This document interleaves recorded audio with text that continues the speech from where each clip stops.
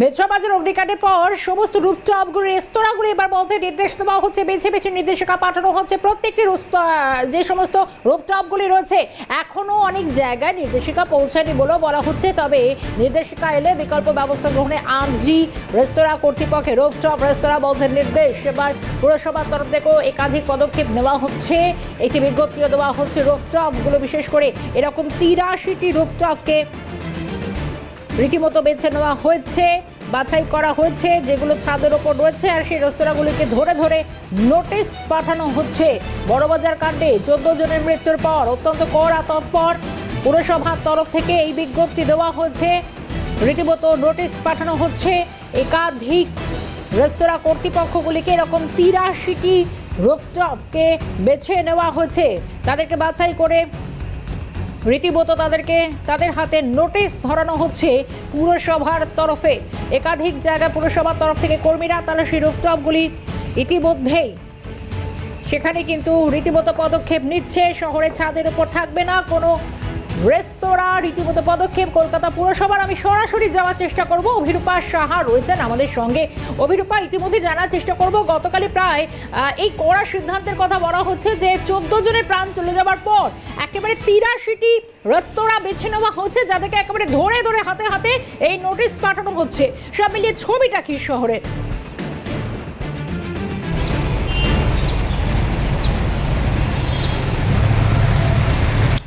দেখো, গতকাল আমরা দেখেছি পার্ক স্ট্রিটের একটি রেস্তোরাঁ যেখানে পুরসভা অভিযান চালিয়ে ডিমলিশ করেছে, ভাঙচুরের কাজ চলেছে। পুরসভার কর্মীরা সেখানে পৌঁছেছিলেন, গিয়েছিলেন শেক্সপিয়ার সরণি থানার পুলিশ আধিকারিকেরা। সন্ধ্যের পর রবীন্দ্র সরোবর থানা সংলগ্ন একটি ক্যাফে, রুফটপ ক্যাফে, সেখানে পুরসভার আধিকারিক, দমকলের আধিকারিকরা যৌথভাবে পরিদর্শনে যান এবং পুরসভার আধিকারিকরা গিয়ে নোটিশ ধরান এবং সেই মুহূর্তে ওই ক্যাফেটিকে ভাঙার, মানে ছাদের যে অংশ একটা জায়গা রয়েছে সেই অংশটি ভাঙার জন্য, ডেমলিশ করার জন্য যখন পুরসভার কর্মীরা পৌঁছন, তখন ওই ক্যাফের যারা অন্যান্য কর্মীরা রয়েছেন তারা বাধা দেন, বলেন হঠাৎ করে এইভাবে সিদ্ধান্ত নিলে কিন্তু পথে বসার জোগাড় হবে। তোমাকে দেখাবো, আমি রবীন্দ্র সদনে রয়েছি, যে রেস্তোরাঁ, এই রুফটপ রেস্তোরাঁগুলো, যেটা ইতিমধ্যেই কলকাতা পুরসভার তরফ থেকে বলা হয়েছে যে কোথাও কোনো রুফটপ রেস্তোরাঁ থাকবে না। রুফটপ রেস্তোরাঁগুলো না থাকার কারণ কি দর্শানো হচ্ছে তুমি দেখতে পাচ্ছ। ঠিক রবীন্দ্র সদনে আমরা রয়েছি, ওপরে যে রুফটপ রেস্তোরাঁ রয়েছে একটা বড় অংশ জুড়ে রয়েছে এই রুফটপ রেস্তোরাঁ। এবার এই রুফটপগুলোর কোথায় সমস্যা হয়ে দাঁড়াচ্ছে, গোটা একটা ছাদ সেটা কিন্তু এভাবে অকুপায়েড হয়ে রয়েছে। তুমি দেখতে পাচ্ছ একেবারে কাঁচ দিয়ে ঘেরা রয়েছে একেবারে ছাদের চারিদিক, এবং যদি কোনো সময় অগ্নিকাণ্ডের ঘটনা ঘটে একেবারে ছাদেই কিন্তু কিচেন রয়েছে। তোমাকে দেখাবো, আমার চিত্র সাংবাদিক সায়নকে বলবো দেখানোর জন্য।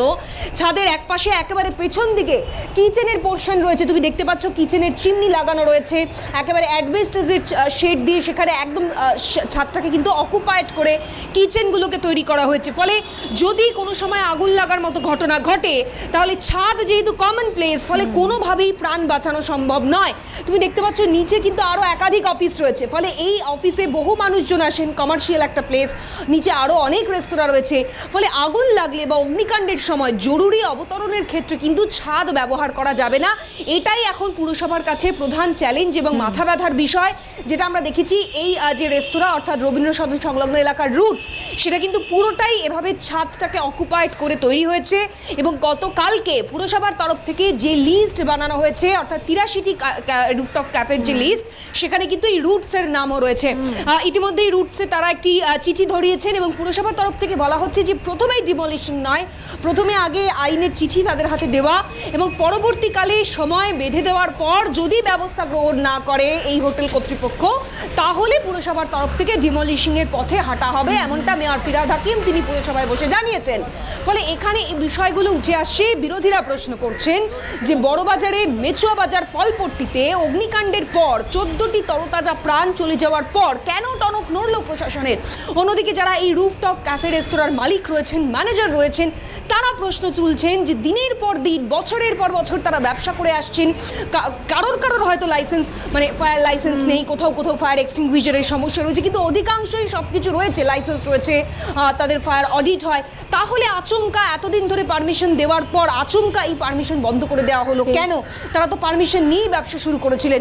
হ্যাঁ, পুরসভার একটা নির্দিষ্ট আইন বলছে বলছে যে কমন প্লেস ছাদ অকুপাইড করে থাকলে সেটা কিন্তু বেআইনি।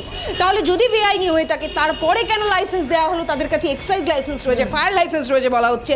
তাহলে প্রথম থেকেই প্রশাসন গোটা বিষয়টাতে উদাসীন ছিল, প্রথম থেকেই বেআইনি কাজ হয়ে এসেছে এবং সেটা কিন্তু প্রশাসনের চোখের সামনেই হয়ে এসেছে। অভিরূপা, এখান থেকে তোমাদের একটু জানার চেষ্টা করি খুব গুরুত্বপূর্ণ এই পয়েন্টটা, কারণ গতকাল অর্থাৎ এই ডেমোলিশন টিম যখন তারা পৌঁছচ্ছে রুফটপগুলি ভাঙার জন্য, কিন্তু রুফটপের বা রেস্তোরাঁ কর্তৃপক্ষ বলছেন যে রুফটপ খুব স্বাভাবিকভাবে খুব আকর্ষণীয় জায়গা, প্রত্যেকে সেটা চুজ করেন সেখানে কিছুটা সময় কাটানোর জন্য, বা যারা তারা বলছেন যে এই রুফটপগুলির সঙ্গে তাদের ব্যক্তিগত রুটি রুজি জড়িয়ে রয়েছে। এখন বিধি মানা হয়েছে কিনা বা কেন এতদিন পর টনক নড়ল পুরসভার, প্রশাসন আগে কেন দেখেনি? 14 জনের প্রাণ চলে যাবার পর হঠাৎ করে তড়িঘড়ি ব্যবস্থা, অর্থাৎ এক পক্ষ কোনো রকমভাবে যদি ভাঙতে দিতে না চায় তাহলে সেক্ষেত্রে পুরসভা কি আরও কড়া পদক্ষেপের পথে হাঁটবে? তাঁদেরও ব্যবসা রীতিমতো জড়িয়ে কোথায় দাঁড়িয়ে যাচ্ছে এই গোটা পরিস্থিতি?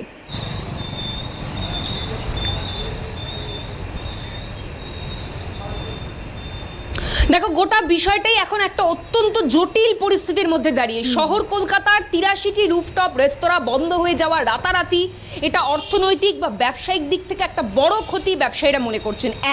তারা প্রশ্ন তুলছেন যে রুফটপ রেস্তোরাঁগুলো আজকেই শুরু হয়ে কালকেই চালু হয়েছে এমনটা নয়, এই রেস্তোরাঁগুলো বছরের পর বছর ধরে চলে এসেছে।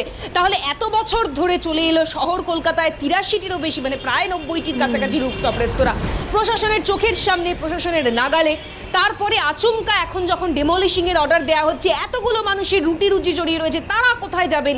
এই প্রশ্ন কিন্তু ইতিমধ্যেই তুলতে শুরু করেছেন তারা। আমরা গতকালকে বিভিন্ন রুফটপ রেস্তোরাঁগুলোতে গিয়েছি, সেখানে নোটিশ দিয়েছেন পুরসভার আধিকারিকরা। কোনো কোনো রুফটপ রেস্তোরাঁয় আবার আগে নোটিশ দেওয়া হয়েছিল 2-3 দিন আগে, এবং তারপর সেগুলি ডিমলিশিং করা হয়েছে পার্ক স্ট্রিটের কিছু রেস্তোরাঁগুলিকে।